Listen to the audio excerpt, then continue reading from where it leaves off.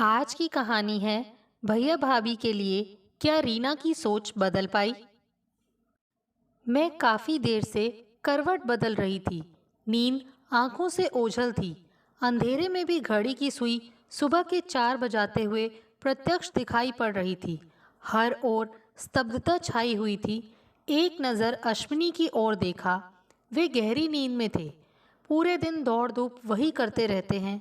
मुझसे तो किसी प्रकार की सहानुभूति या अपनत्व की अपेक्षा नहीं करते वे लोग। किंतु आज मेरे मन को एक पल के लिए भी चैन नहीं है।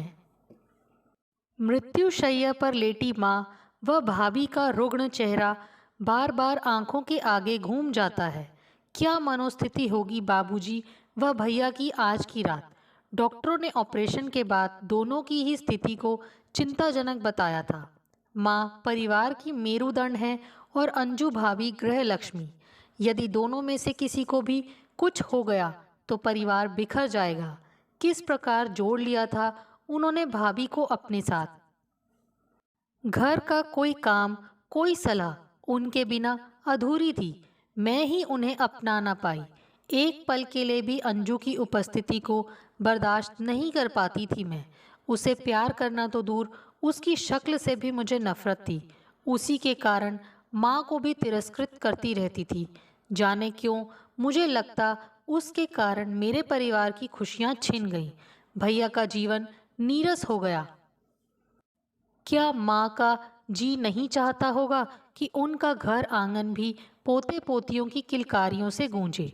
आज के इस भौतिकवादी युग में रूप, गुण और शिक्षा से संपन्न स्त्री को भी कई बार यातनाएं सहनी पड़ती हैं। किंतु मेरे परिवार के सदस्यों ने तो उस अपाहिज को स्वीकारा था। उसकी कई बार सेवा शुश्रूषा की थी। शारीरिक व मानसिक संबल प्रदान किया था। भाभी के प्रति माँ को असीम स्नेह लुटाता देख मैं ईर्ष्या की अग्नि में जलने लगी थी। ससुराल में अपना स्थान बनाने के लिए कितना परिश्रम करना पड़ा था मुझे। इस अपाहिज नारी के कारण भी कुछ कम आक्षेप तो नहीं सहे थे। मेरे माता पिता दहेज के लोभी बन गए थे। कैसे समझाती इस समाज को कि उन्होंने ये सब मानवता के वशीभूत होकर किया था। और मैं क्या एक पल को भी भाभी के किसी गुण से प्रसन्न हो पाई थी। मेरी दृष्टि में भाभी का जो काल्पनिक रूप था उससे तो वे अंश मात्र भी मेल न खाती थीं। कुढ़ कर मैंने माँ से कहा भी था, यह तो ग्रहण है तुम्हारे बेटे के जीवन पर और तुम्हारे परिवार पर एक अभिशाप। माँ स्तब्ध रह जाती थी मेरे शब्दों पर। उन्हें कभी कोई शिकायत थी ही नहीं उनसे। सुबह के 5 बजे थे। फोन की घंटी बज रही थी। कहीं कोई अप्रिय समाचार ना हो। धड़कते दिल से फोन का चोगा उठाया। बाबूजी थे। रीना बेटी, तुम्हारी माँ की तबीयत कुछ ठीक है, पर अंजू अभी खतरे से बाहर नहीं है। उनके स्वर का कंपन स्पष्ट था। मैं स्वयं को कोस रही थी। क्यों बाबूजी व अश्विनी के कहने पर घर आ गई थी। बाबूजी व भैया के पास बैठना चाहिए था मुझे। नितांत अकेले थे वे दोनों, पर मुझसे सहानुभूति की अपेक्षा वे रखते भी न होंगे। उन्हें क्या मालूम, हर समय अंजू को तिरस्कृत करने वाली रीना आज पश्चाताप की अग्नि में इस तरह जल रही है। पहले भी तो वह कई बार अस्पताल आई थी, किंतु तब मेरे मन के किसी कोने से अस्फुट सी यही आवाज़ उठती थी कि भाभी इस दुनिया से चली जाएं और मेरे भैया का जीवन बंधनों से मुक्त हो जाए। एक पल को न समझ पाई थी कि भैया का जीवन भाभी के बिना अधूरा है। माँ ने एक बार समझाया था कि एक बार वह इस घर की बहू बनी है तो अब वह मेरी बेटी भी बन गई है।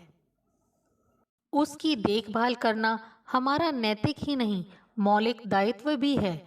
और उनके मायके वालों का क्या कर्तव्य है। धोखे से अपनी बीमार बेटी दूसरे के पल्लू बांधकर खुद चैन की नींद सोएं। कहने को तो करोड़ों का व्यापार है। टिकटें भेजते रहते हैं अपनी बेटी व दामाद को। अमेरिका घूम आने के निमंत्रण भेजते रहते हैं, पर बीमार बेटी की सेवा नहीं की जाती उनसे। मैं गुस्से से कांप कांप जाती थी। रीना वह स्वयं मायके नहीं जाना चाहती।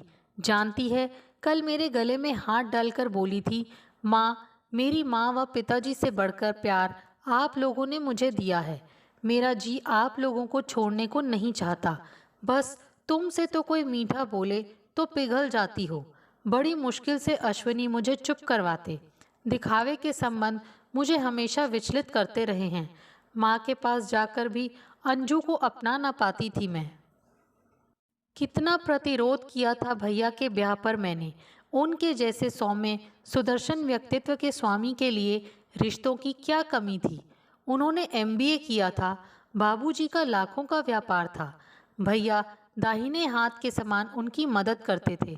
मैं मचल कर बाबूजी से कहती, भैया के लिए सुंदर सी भाभी ला दीजिए ना। पहले तुझे इस घर से निकालेंगे, तब बहू आएगी यहाँ। पर मैं एक सखी के समान भाभी के साथ रहना चाहती थी। हम उम्र ननद भाभी सखियों के समान ही तो होती हैं। पर मेरी किसी ने भी ना सुनी थी। उनका तर्क था, हम तुझे इसी शहर में ब्याहेंगे, जब जी चाहे आ जाना। और धूमधाम से ब्याह दी गई थी मैं। आदर्श पति के समान अश्विनी रोज मुझे माँ से मिलवा लाते थे। पूरा दिन माँ से बतियाती, मेरी पसंद के पकवान बनते। माँ बताती रहती थी भैया के रिश्तों के बारे में। बाबूजी भी पास बैठे रहते। भैया का स्वभाव कितना मृदु था। उनकी आवाज़ की पारदर्शी सरलता से उनका आकर्षक व्यक्तित्व परिलक्षित होता था। मुझे नाज था अपने भाई पर। मेरी कितनी सहेलियां उन पर फिदा थी, पर वे तो आदर्श पुत्र थे अपने माता पिता के। एक दिन माँ ने बताया था, तेरी देविका मौसी का पत्र आया है अमेरिका से। वे अपनी देवरानी की बेटी का रिश्ता करना चाहती हैं विपिन के साथ। ये वही देविका मौसी थी जिन्होंने अपने माता पिता को बचपन में ही खो दिया था। दर दर की ठोकरें खाने के बाद भी उन्हें किसी ने सहारा न दिया था। अभागन कहकर लोग दुत्कार देते थे। मेरे नाना ने उन्हें पाला पोसा, पढ़ाया लिखाया और उच्च कुल में ब्याया था। माँ तो यहाँ तक कहती हैं कि दहेज भी उन्होंने मौसी को माँ से बढ़कर ही दिया था। पुराने ज़माने में रिश्ते निभाना लोग भली प्रकार जानते थे शायद। वे हमेशा नाना जी के एहसानों से दबी रहती थी। यदा कदा अमेरिका से आकर ढेर सारे उपहारों से हमारा घर भर देती। हम भाई बहन को बहुत प्यार करती। वे दोनों सगी बहनों से बढ़कर थीं। लड़की स्वभाव से सुशील है, सुंदर है और सबसे बड़ी बात एमबीए है। खुशी के अतिरेक में माँ बही चली जा रही थी। तुम्हें कैसे मालूम कि वह रूपवती है? माँ फोटो निकाल लाई थी। ऐसा लगा जैसे चांद धरती पर उतर आया हो। पर न जाने क्यों मेरा शंकालु हृदय इस रिश्ते को अनुमति नहीं दे रहा था। माँ विदेश में पली बड़ी लड़की क्या यहाँ पर तारतम्य बिठा पाएगी? वहाँ के रहन सहन और यहाँ के तौर तरीकों में बहुत अंतर है। तू नहीं जानती देविका का स्वभाव। मेरे ही साथ पली बड़ी है। उसके और मेरे संस्कारों में कोई अंतर थोड़े ही है। क्या उसे नहीं मालूम कि मैं विपिन के लिए कैसी लड़की पसंद करूंगी? मैं देख रही थी कि भैया की भी मूक अनुमति थी इस संबंध में। बाबूजी का हस्तक्षेप सदा ही नकारात्मक रहा है ऐसे मामलों में। संबंध को स्वीकृति दे दी गई। ब्याह की तारीख 2 माह बाद दी गई थी। माँ बाबूजी का विश्वास देखते ही बनता था। मेरे जाने से जो सूनापन वहाँ आ गया था, उसे अंजू भाभी पाट देंगी, ऐसा उनका अटूट विश्वास था। बार बार कहते, जाओ बाजार से खरीदारी करके आओ। रोज मैं माँ के साथ खरीदारी करती। उसके काल्पनिक गोरे रंग पर क्या फबेगा, यह सोचकर कपड़ा लिया जाता। इस घर में धन दौलत, मोटर बंगला, नौकर चाकर किसी की भी कमी नहीं थी। हीरे मोती के सेट लिए गए थे। समधियों के रहने का इंतजाम एक होटल में किया गया था। हर तरह की सुख सुविधाएं उनके लिए मुहैया थीं। मुझे भी कीमती साड़ी व जड़ाऊ सेट बाबूजी ने दिलवाया था। अश्विनी मना करते रह गए थे। माँ का तर्क था कि इकलौते भाई की शादी में यह सब लेने का हक था मुझे। एक एक दिन युग के समान प्रतीत हो रहा था। कब वह दिन आए और मैं भाभी से मिलूं। आकांक्षाएं आसमान छू रही थी। माँ का उत्साह इकलौती बहू के प्रति देखते ही बनता था। बार बार कहती, जोड़ी सुंदर तो लगेगी ना? हम मुस्कुराकर अपनी सहमति देते थे। विवाह का समय ज्यों-ज्यों नज़दीक आता, माँ बाबूजी की बेचैनी बढ़ती जाती थी। सब काम अलग-अलग लोगों में बटा था। किसी प्रकार की कमी वह सह नहीं पा रहे थे। भैया सदैव से अल्पभाषी रहे हैं, पर उनकी उत्सुकता माँ से छिपी न थी। आज भाभी और उनके पिताजी जो आ रहे थे, बार बार आंखों के सामने एक खूबसूरत चेहरा, छरहरा बदन व लंबे कद की रूपसी खड़ी हो जाती। हम सब हवाई अड्डे पहुंच चुके थे। वहां पहुंचकर अश्विनी ने छेड़ा, माँ, अपनी बहू को कैसे पहचानोगी? देविका के साथ जो सबसे सुंदर लड़की होगी वही मेरी बहू है। माँ का अटूट विश्वास देखते ही बनता था। उद्घोषिका ने सूचित किया, अमेरिका से आने वाला वायुयान आ गया है। उत्सुक निगाहें हर आगंतुक में भाभी को ढूंढ रही थीं। सहसा माँ को किसी ने अंक में भर लिया था। देविका मौसी थी। हमारी बहू कहाँ है? और मेरी भाभी? मैं अपनी उत्सुकता रोक नहीं पा रही थी। उन्होंने एक 5 फुट की लड़की को आगे करके कहा, यही तो है तुम्हारी बहू। मुझे अपनी आंखों पर विश्वास नहीं हो रहा था। वह फोटो वाली रूपसी और कहाँ यह कुम्हलाया सा चेहरा। कहीं ये मजाक तो नहीं कर रही हैं, या मैं कोई दुस्वप्न देख रही हूँ? उसके दोनों हाथ जुड़े हुए थे। शायद कभी पक्षाघात का शिकार हुई थी। कद काठी का पूर्ण विकास हुआ लगता ही न था। बाबूजी संज्ञा शून्य से परिस्थिति का विवेचन कर रहे थे और भैया अपना गांभीर्य ओढ़े कभी अंजू को निहार रहे थे, कभी हम सबको। अपनी जीवन संगिनी को इस रूप में देखकर उनकी आकांक्षाओं पर बुरी तरह तुषारापात हुआ था।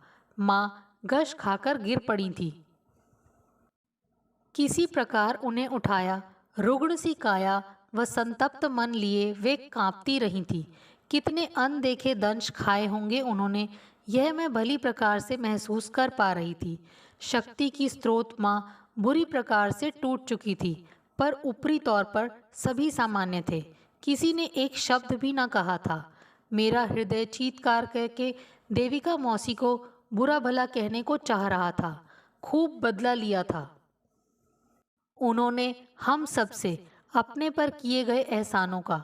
जाने कब का बदला लिया था उन्होंने भैया से, किंतु माता पिता की शिक्षा के कारण कुछ भी तो अनर्गल न कहा गया था।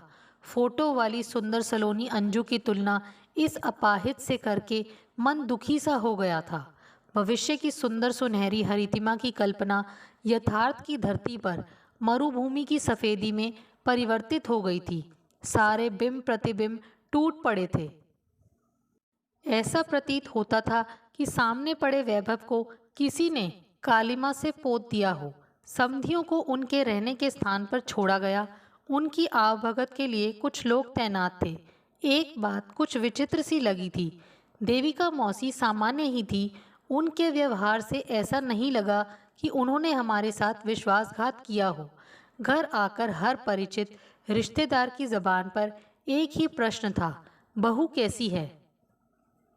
क्या बताते? मृत्यु के बाद का सा सन्नाटा छा गया था। ऐसा लगता हम सब के शरीर का रक्त किसी ने चूस लिया हो। रात्रि भोज तक हम सब सामान्य थे या सामान्य होने का प्रयत्न कर रहे थे। अभी विवाह में 3 दिन का समय बाकी था। रह रहकर माँ व बाबूजी पर क्रोध आ रहा था। इस नवीन विचारधारा के युग में महज फोटो देखकर ब्याह निश्चित करना कितनी बड़ी भूल थी। कुंठा कहीं दिल में कैद थी और जबान को मानो ताला लग गया था। किससे कहें, क्या कहें? भोली भाली माँ छल प्रवंचनाओं के छद्मों को कदापि नहीं पहचान पाई थी। तभी तो हाँ कर बैठी थी। मेहमानों की खुसर फुसर सुनकर लग रहा था उन्हें अंजू के बारे में पता लग चुका था। अभी रात्रि के 10 बजे थे। सहसा देविका मौसी घर आई थी। बोली, दीदी, तुम सबसे अंजू मिलना चाहती है। उसकी जिद है कि जब तक विपिन से बात नहीं करेगी यह विवाह संपन्न नहीं होगा। इस पल तक हर दिल में व्याप्त समुद्री शोर थम सा गया।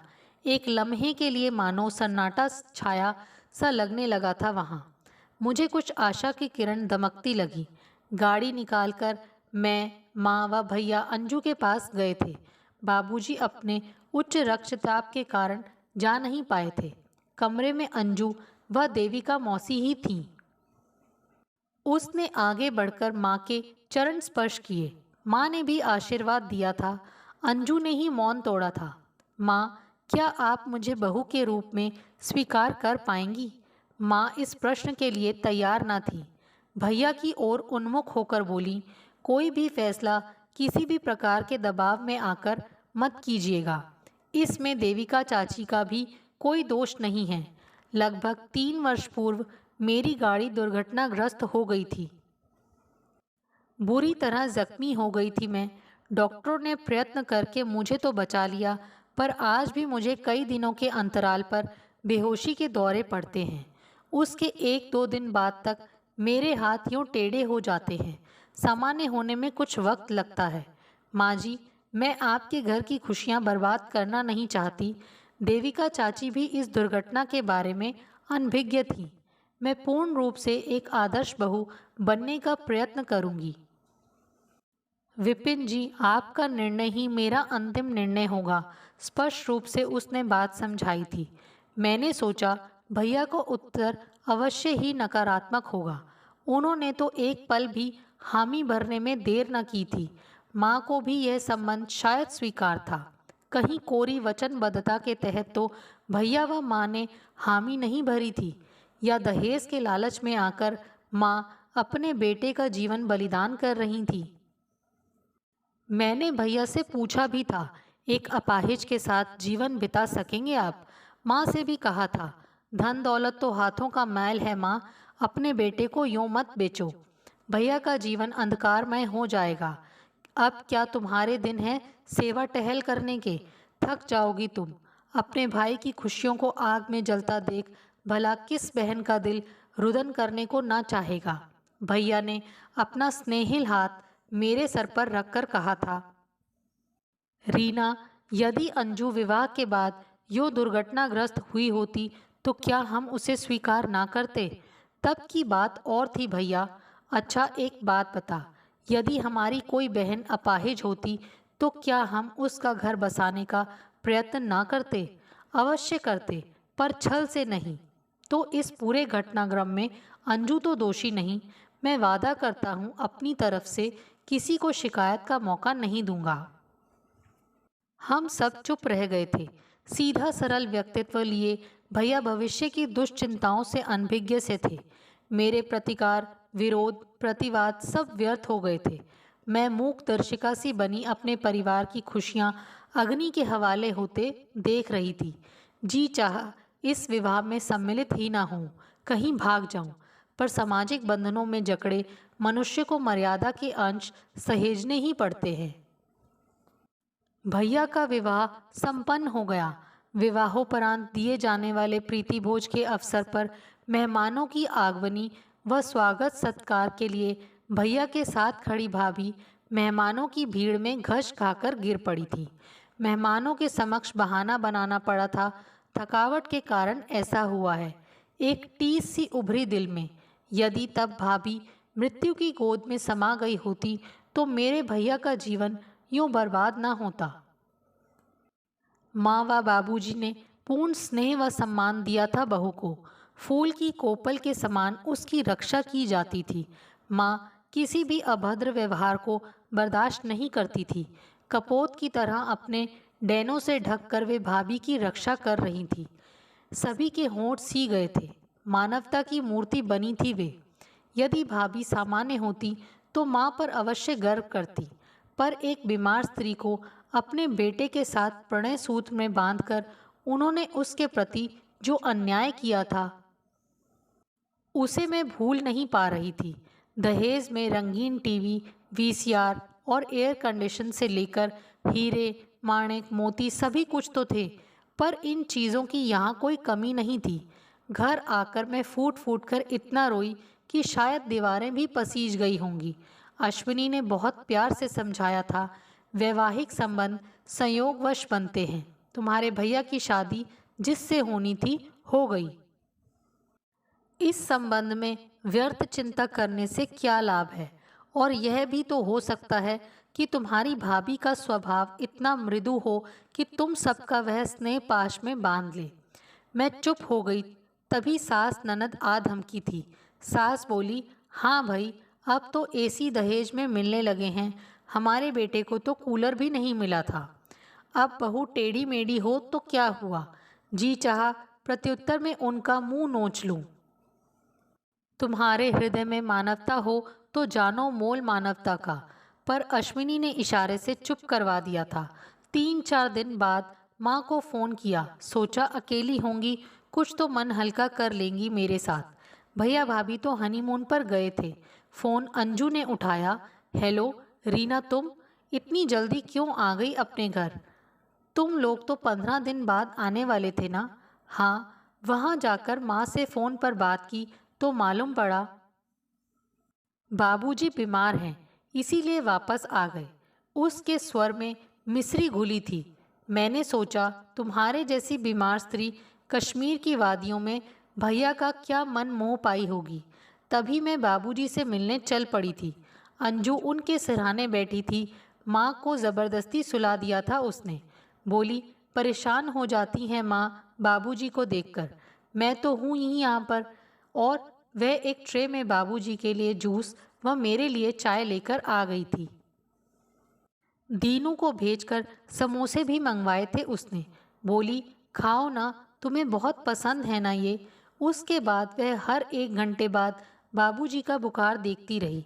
अच्छा तो बहुत लगा यह सब, पर फिर सोचा कहीं यह आडंबर तो नहीं, अपना दोष छिपाने के लिए नाटक कर रही हो।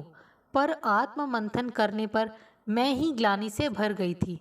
बेटी होने का मैंने कौन सा कर्तव्य निभाया। शाम को उसने अश्विनी को भी फ़ोन कर बुला लिया। ज़बरदस्ती हमें रोक लिया था उसने। पूरी मेज़ मेरी पसंद के भोजन से सजी थी, पर मेरे मुंह से प्रशंसा का एक भी शब्द नहीं निकल रहा था। भैया भी हाथों हाथ ले रहे थे। सभी सामान्य थे। वापस अपने घर आई तो यहाँ भी जी नहीं लग रहा था। तभी भैया माँ को लेकर आए थे। माँ बोली थी, कल अंजू फिर बेहोश हो गई थी। उसकी तबीयत देखकर घबरा जाती हूँ। कौन से अस्पताल में दाखिल करूँ समझ नहीं आता। तो इसमें घबराने की क्या बात है, भेज दो उसके मायके। बड़े चालाक बनते हैं वे। अपनी बीमार बेटी तुम्हारे मत्थे मड़ गए। उन्होंने तो हवाई जहाज़ की टिकटें भी भेजी हैं, पर अंजू खुद नहीं जा रही। और सच पूछो तो मेरा भी मोह पड़ गया है उसमें। इतनी प्यारी है वह। तो ठीक है, करती रहो सेवा उसकी। और फिर एक बार भी पलटकर उसका हाल नहीं पूछा था मैंने। वैसे भी इधर व्यवसाय के सिलसिले में अश्विनी काफ़ी परेशान थे। कई जगह माल भेजकर पैसों की वसूली नहीं हो पा रही थी। एक दिन शाम को बहुत झल्लाए थे मेरे ऊपर। रीना, क्या तुम्हें नहीं मालूम तुम्हारी भाभी अस्पताल में है? तो इसमें नया क्या है? क्या औपचारिकतावश उनका हाल नहीं पूछना चाहिए तुम्हें? अब वे घर आ गई हैं, चलो मिलकर आते हैं। बीमार मनुष्य से यदि 2 शब्द भी सहानुभूति के बोलो तो दुख बढ़ जाता है। बेमन से मैं तैयार होकर चल पड़ी थी। एक पल के लिए उनका पीला चेहरा देखकर तरस भी आया, पर न जाने दूसरे ही पल वह घृणा में क्यों बदल गया था। मैं माँ से बतियाती रही। माँ लगातार अंजू का ध्यान रख रही थी और मैं कुढ़ रही थी। वातावरण को सामान्य बनाने के लिए माँ बोली थी, रीना, अंजू का गाना सुनोगी? मैंने बेमन से हाँ कहा। अंजू के प्रति छिपा तिरस्कार माँ बखूबी पहचानती थी। और तभी अंजू का गाना सुना। इतना मीठा स्वर मैंने पहली बार सुना था। उन्होंने उसके कपड़े बदलवाए। उसकी उंगलियां फिर मुड़ गई थी। वह हमारे जाने से बहुत खुश होती थी। जितना मेरे पास आने का प्रयत्न करती, मैं उसे मूक प्रताड़ना देती। अचानक अश्विनी अपने व्यवसाय की परेशानियां ले बैठे। अंजू सब कुछ चुपचाप सुनती रही। फिर भैया के साथ मिलकर उसने बहुत मशवरे दिए। बाबूजी भी हतप्रभ से उसके सुझावों को सुन रहे थे। उसके सुझावों से अश्विनी को वाकई लाभ हुआ था। वह जब भी ठीक होती भैया के साथ मेरे घर आती। गाड़ी में बैठकर भैया के साथ कई बार दफ्तर जाती। बाबूजी तो अब वृद्ध हो गए थे। भैया दौरे पर चले जाते। वह फैक्ट्री व दफ्तर अच्छी प्रकार संभाल लेती थी। 4 वर्ष के वैवाहिक जीवन में एक बार भी तो पलटकर मायके को ना निहारा था उसने। मेरी बिटिया को भी इतना प्यार करती कि कहना मुश्किल है। बाबूजी भी बेटी से ज़्यादा स्नेह देते उसे, पर मैं उस वातावरण में घुटती थी। बाबूजी तो अपने साथ घुमा भी लाते थे उसे। माँ को कई बार हाथों से दवा और जूस पिलाते देखा था मैंने, पर न जाने क्यों मेरे हृदय की वितृष्णा स्नेह में नहीं बदल पा रही थी। अश्विनी कई बार समझाते, पर मेरा दिल ना पसीजता। बार बार अंजू का जिक्र होता और मैं उसे और तिरस्कृत करती। अब तो मैंने वहाँ जाना भी छोड़ दिया था। उड़ती उड़ती खबर सुनी थी कि आज अंजू माँ की सेवा कर रही थी। अब उसने घर भली प्रकार संभाल लिया है। कभी उसकी बीमारी की खबर भी सुनती, पर एक कान से सुनती, दूसरे कान से निकाल भी देती। एक दिन बाबूजी का फ़ोन आया था। घबराहट से पूछ रहे थे, अश्विनी कहाँ है? वे तो अभी आए नहीं। क्यों, क्या बात है? क्या आज आपकी बहू फिर बीमार हो गई? मेरे स्वर की कड़वाहट छिपी न थी। उन्होंने कोई उत्तर नहीं दिया, फोन का चोगा रख दिया था। तभी अश्विनी का क्रुद्ध स्वर सुनाई पड़ा था। हद होती है शुष्क व्यवहार की। एक व्यक्ति जीवन मरण के बीच झूल रहा है और तुम्हारे विचार इतने ओछे हैं कि तुम उनका मुख भी नहीं देखना चाहती। मनुष्य को मानवता के प्रति तो प्रतिबद्ध होना ही चाहिए। रीना कम से कम इंसानियत के नाते ही माँ का हाल पूछ लेती। क्या हुआ माँ को? पिछले कई दिन से वे डायलिसिस पर है। डॉक्टर ने गुर्दे का ऑपरेशन बताया है। वे कपड़े बदलकर कहीं जाने की तैयारी कर रहे थे। कहाँ जा रहे हो? अस्पताल। तुमने मुझे आज तक बताया क्यों नहीं कि माँ बीमार है? इसीलिए कि तुम्हारे जैसी पाषाण हृदयस्थ नारी कभी पसीज नहीं सकती। जीवन मरण के बीच झूलती तुम्हारी माँ को गुर्दे की आवश्यकता है। तुम्हारे जैसी मंदबुद्धि स्त्री को इन बातों से क्या सरोकार। मैं भी साथ जाने को तैयार हो गई थी। कितना गिरा हुआ महसूस कर रही थी मैं स्वयं को। यदि माँ को कुछ हो गया तो बूढ़ा जर्जर शरीर एक अनजान की सेवा करता रहा, उसे अपनाता रहा, और मैं उसकी कोख जाई, उसकी अवहेलना ही तो करती रही। आज अपने शरीर का एक अंग देकर माँ की जान बचा लूं तो धन्य समझूं स्वयं को। गाड़ी की गति से तेज मेरे विचारों की गति थी। अस्पताल के बरामदे में भैया, भाभी व बाबूजी बदहवास से खड़े थे। अंजू फूट फूट कर रो रही थी। दीदी, मेरा परीक्षण करवाइए, मैं गुर्दा दूंगी माँ को। मैंने मन में सोचा, ढोंगी स्त्री, यह माँ की जान बचाएगी। वह सुखी संसार इसी के कारण तो नरक बना था। डॉक्टर से विचार विमर्श करने के बाद मेरा व अंजू का परीक्षण किया गया। हम दोनों ही गुर्दे दे सकते थे, पर अंजू जिद पर अड़ी रही। बोली, मेरे जीवन का मूल्य ही क्या है?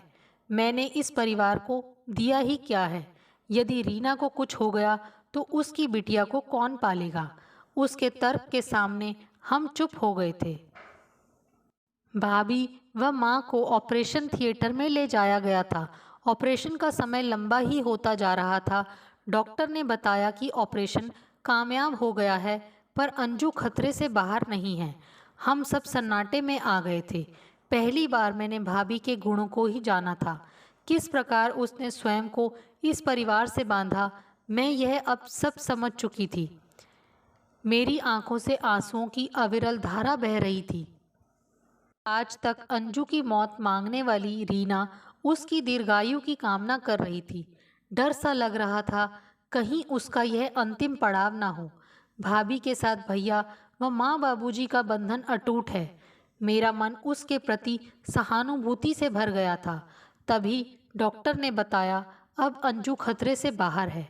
भागकर उसके बिस्तर तक पहुंच गई थी मैं। उसके माथे पर चुम्बनों की बौछार लगा दी थी। सभी विस्फारित नेत्रों से मुझे देख रहे थे। शायद विश्वास नहीं कर पा रहे थे, पर मेरी आंखों की कोरों से निकले आंसू भाभी के आंसुओं से मिलकर यह दर्शा रहे थे मानो यथार्थ और प्रकृति का समागम हो। माँ का हाथ मेरे सिर पर था। इंतज़ार था कब दोनों स्वास्थ्य लाभ लेकर अपने घर लौटेंगी। दोस्तों, आपको हमारी ये कहानी कैसे लगी? प्लीज़ कमेंट्स करके बताइए। Thanks for watching this video.